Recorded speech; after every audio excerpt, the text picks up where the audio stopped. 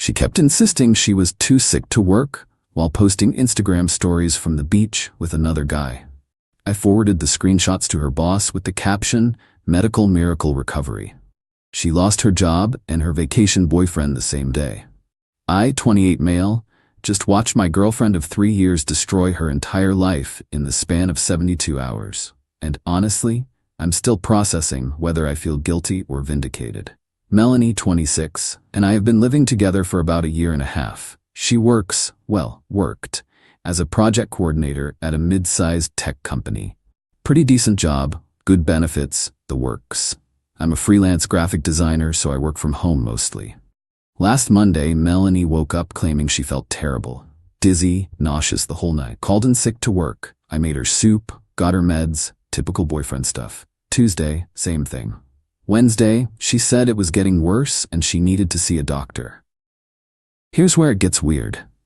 She insisted on going to the doctor alone, said she didn't want me to catch whatever she had, came back with a note saying she needed a full week off work for acute gastroenteritis. Showed me the note and everything, looked legit. I was concerned, obviously. Asked if she needed me to cancel my client meetings to take care of her. She said no, her friend Brianna was a nurse and would check on her during the days while I worked. Cool, made sense. Thursday morning, I'm working in my home office when I realize I forgot to submit an invoice. The file was on our shared laptop that Melanie usually uses. I go to grab it from the bedroom, she's not there. Figure she's in the bathroom. 20 minutes later, still not back. I text her asking if she's okay. Yeah, just needed fresh air. Took a walk. Bit weird for someone with severe stomach issues, but okay. She comes back an hour later looking fine, not great, but definitely not like someone who can barely keep water down. Friday was when things started unraveling. I'm scrolling Instagram during a work break when I see Brianna posted a story. It's a selfie from what looks like an airport tagged at 5 a.m. that morning. Caption, "Vegas girls trip starts now." Hold up. If Brianna's in Vegas, who's been checking on Melanie? I check Melanie's Instagram. No new posts, but she's been watching stories. The little green dot was active. Then I remember she has a second account, a close friend's one she thinks I don't know about. Her password saved on our laptop. Rookie mistake. Mel, I know, snooping is wrong. But something felt majorly off. I log in and my jaw drops. Posted 6 hours ago, her and Brianna at the airport. Posted 3 hours ago, poolside selfie with some dude's arm around her. Posted 1 hour ago, beach cocktails with the caption, "Vitamin C curing all my ailments." The dude appears in multiple stories, tall, tattooed, definitely not someone I've seen before. They're looking very cozy. I screenshot everything. Every single story. Then I see she posted in her actual story, not the close friends one, a throwback photo from last month with the caption, "Missing summer days while stuck in bed sick." The absolute audacity. I'm sitting there shaking, not from sadness or heartbreak, from pure anger. She's using her sick days to vacation with another man, while I'm at home worried about her health, making her soup she's not even here to eat. But here's where I maybe went too far. Or not far enough, depending on how you look at it. I knew her boss's email. Melanie had CC'd me on some work stuff before when she needed design help for presentations. Professional email, official company domain. I composed an email, subject, concerning Melanie's medical leave. Dear Mr. Rodriguez, I thought you should be aware of a potential misuse of medical leave. While Melanie submitted documentation for severe gastroenteritis requiring a week off, these screenshots from her social media today show her in Vegas, clearly healthy enough for beach activities and cocktails. I'm sharing this as someone concerned about workplace integrity. Attached are time-stamped screenshots. Best regards, a concerned observer. I attached every screenshot, including the one where she's fake sick in her main story while partying in her close friend's story. Timestamps visible on everything. Sent it. Then I packed up all her stuff from our apartment. She didn't come home Friday night. No surprise there. Update 1. Woke up to 37 missed calls and a novel's worth of texts from Melanie. Here are some highlights. What did you do? Mr. Rodriguez called me asking about Vegas. This is insane, you psycho. It was a work trip I couldn't tell you about. You just ruined my life over a misunderstanding. Call me back now. Sure, Melanie. A secret work trip where you're cuddled up with some random dude at the beach. I didn't respond, just started moving her boxes to the living room. Around noon, she storms in, still in her airport clothes, looking like she caught the first flight back. And she's furious. "You absolute piece of shit. Do you know what you've done?" "Hey Mel, how was your gastroenteritis treatment in Vegas?" She actually tried to keep the lie going. "It was a last-minute work retreat. I couldn't tell you because..." "Stop. Just stop. I saw the close friend stories. I saw Tattoo Guy. I know it wasn't work." Her face went through about 5 different emotions before settling on indignant rage. "You hacked my Instagram? That's illegal. I'm calling the police." "You saved your password on our shared laptop, and go ahead, call them. Explain how your boyfriend found evidence of you committing fraud with your employer." That's when she switched tactics. Tears, full waterworks. "I was stressed. Work has been killing me. Brianna said a quick trip would help. I didn't plan to meet anyone, it just happened. Please, I'll explain to Mr. Rodriguez that it was a mistake." "A mistake? You got a fake doctor's note, Melanie. That's not a mistake, that's fraud." "It wasn't fake. My friend's boyfriend is a doctor. He just helped out." I laughed. Actually laughed. "So now you're admitting to medical fraud too? This just keeps getting better." She went back to anger, started screaming about how I'm controlling, abusive, that I had no right to contact her job. The neighbors probably heard everything. Then she drops this gem. "Damon understands me. He doesn't monitor my every move like you do." "Damon? That's Tattoo Guy's name? How long have you known Damon exactly?" She realized she messed up, tried to backtrack. "I just met him there. It's nothing serious. Serious enough to risk your job for, apparently." That's when her phone rang. "Mr. Rodriguez." She took the call in front of me, probably thinking she could smooth talk her way out of it. I could only hear her side. "Yes, sir. I understand. It's not what it looks like. My boyfriend is just jealous and, but the doctor's note, yes, sir. Monday morning. I understand." She hung up looking pale. "I have to go in Monday for a disciplinary meeting. This is your fault." "No, Melanie. This is what happens when you lie to everyone around you. You made these choices." She grabbed some clothes and stormed out, saying she was staying with Brianna. 20 minutes later, Brianna texts me. "What the hell did you do? Melanie is hysterical. You just ruined her career over a girls' trip." I sent her the screenshots of Melanie and Damon. "Still think it was just a girls' trip?" Brianna left me on read. Update 2. The entitlement escalated to absolutely nuclear levels over the weekend. Saturday night, Melanie's mom called me. Now, I've always had a decent relationship with her parents. They're nice people. But Melanie had clearly spun quite the tale. "How could you do this to our daughter? She made one small mistake, and you're trying to destroy her life." I calmly explained the situation. The fake illness, the doctor's note, the secret Instagram, the other guy.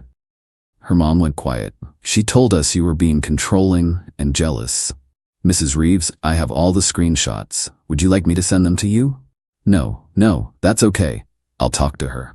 Sunday brought a new development. Melanie started posting on her main Instagram about toxic relationships and narcissistic abuse. Her friends were eating it up, commenting support, calling me trash. Then Damon appeared in her stories.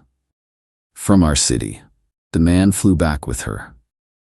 She brought her vacation hookup to the city where we live, while she's supposed to be preparing for a disciplinary meeting about the vacation she took to see him. The balls on this woman. But the real kicker came Monday morning. I get a call from an unknown number.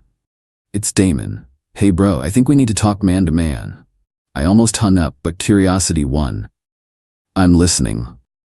"Look, I didn't know Melanie had a boyfriend. She told me you guys broke up months ago. But now she's staying with me at my hotel and talking about moving in together. And it's been like 4 days. I'm starting to think she's not being straight with me." I sent him the screenshots. All of them. Including her text to me from Friday, claiming it was a work trip. Holy shit.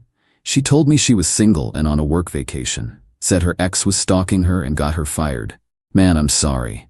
I don't do the whole homewrecker thing. You're good, dude. You didn't know. But, good luck with whatever she's telling you now. Yeah, she's already talking about how we're soulmates and I should help her sue you for defamation. After 4 days, I'm getting the hell out of here. Monday afternoon, the disciplinary meeting happened. Melanie texted me throughout. They're asking for proof the doctor's note is real. I need you to say you made up the screenshots. Please, I'll do anything. If you ever loved me, you'll help me. Answer me. This is your fault, you owe me. I didn't respond to any of it. 5 p.m. she calls me crying. They fired me. Zero tolerance policy for time card fraud. Are you happy now? Melanie, you committed fraud. You lied to your employer, to me, to Damon. This isn't my fault. I'll sue you for interference with my employment. Good luck with that. I'm sure the court will be very interested in your fake doctor's note. She hung up on me. Update 3. The last 2 days have been absolutely unhinged. Monday night, after getting fired, Melanie went full nuclear. Started calling my clients. She knew some of them from helping me with projects, telling them I was unstable and they shouldn't work with me. One client called me concerned. Hey, your ex just called saying you're having a mental breakdown and I should be careful working with you. I explained the situation briefly. My client laughed. Wow, that's something. Don't worry about it, man. I know your work speaks for itself. Thankfully, all my clients reacted similarly. If anything, they felt bad for me. Tuesday morning, I wake up to find my car keyed. Deep scratch down the entire driver's side. I check my doorbell cam. Hooded figure at 3 a.m., but I'd bet my laptop it was Melanie. Filed a police report.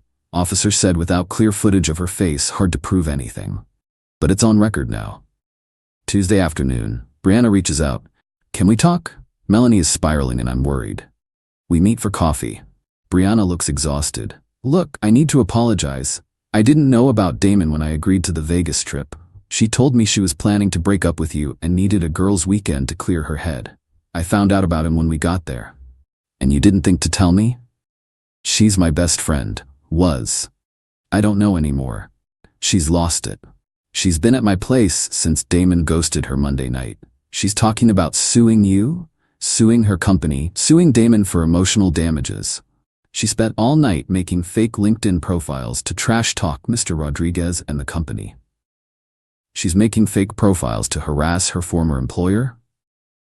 Yeah, I tried to stop her, but she says it's justice. I'm scared she's going to do something really stupid. She keeps saying you ruined her life and she has nothing left to lose.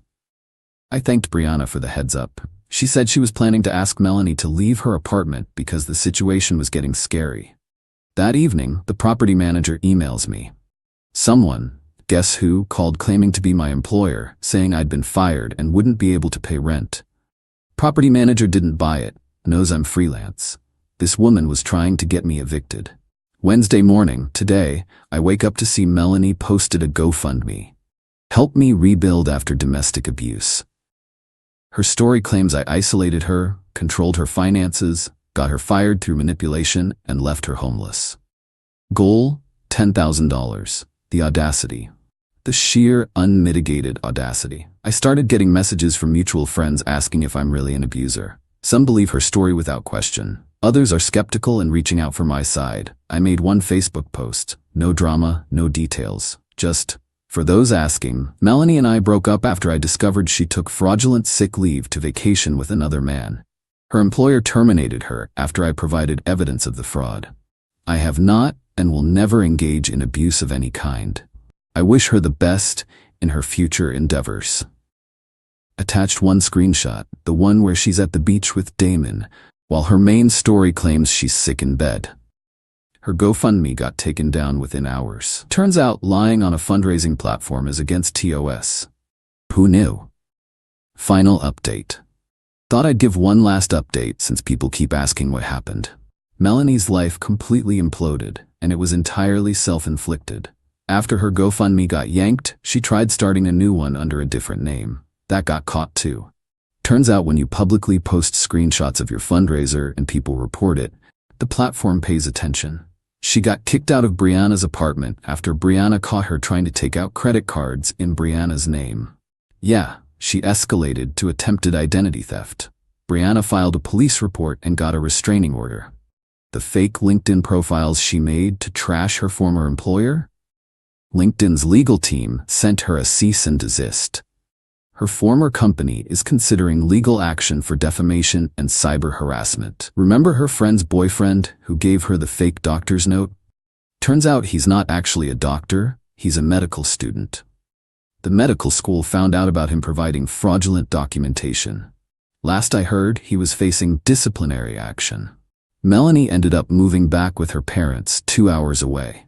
But not before one final act of desperation. She tried to break into our now my apartment when I was at a client meeting. Neighbor called the cops. She told them she lived there and lost her key. Cops asked for ID, saw the address didn't match, and arrested her for attempted B&E. I didn't press charges. Just wanted her gone. Her parents reached out to apologize. They were mortified when they learned the truth. Apparently, she'd been spinning tales to them for years about various situations. This was just the first time it all caught up with her. The vacation boyfriend, Damon, he texted me last week. Dodged a bullet, man. She showed up at my job trying to get me to pay for her lawyer fees. Security had to escort her out. How did you date her for 3 years? Honestly, I've been asking myself the same question. As for me, I'm doing okay. Lost some mutual friends who chose to believe her version, but the real one stuck around. My clients have been super supportive. Even got a new project from one of them who felt bad about the whole situation. Started therapy to process everything. Therapist says I showed remarkable restraint given the circumstances. Still working on not feeling guilty about the email to her boss. She made her choices, but I made mine too. The apartment feels weirdly empty but peaceful. Got a new couch. The old one had too many memories. Adopted a cat. Named him Solo. Seemed fitting. Oh, and I changed all my passwords. Learned that lesson. To everyone saying I should have just broken up with her quietly, you're probably right. But you know what? Sometimes people need to face the consequences of their actions. She chose to lie, cheat, and commit fraud. All I did was make sure the truth came out. Would I do it again? Honestly, probably not. The drama, the stress, the keyed car, wasn't worth it. But in that moment, seeing her living it up on a beach while I was making her soup for an illness she didn't have? Yeah, I snapped. Life lesson, when someone shows you who they are, believe them. And maybe don't save your passwords on shared devices. Thanks for following this wild ride, Reddit. Here's hoping my next relationship is with someone who doesn't need a fake doctor's note to take a vacation. Eat it. Since people keep asking, yes, I got my car fixed. Insurance covered most of it after I filed the police report. And yes, Solo the cat is doing great. He's currently asleep on my keyboard as I type this.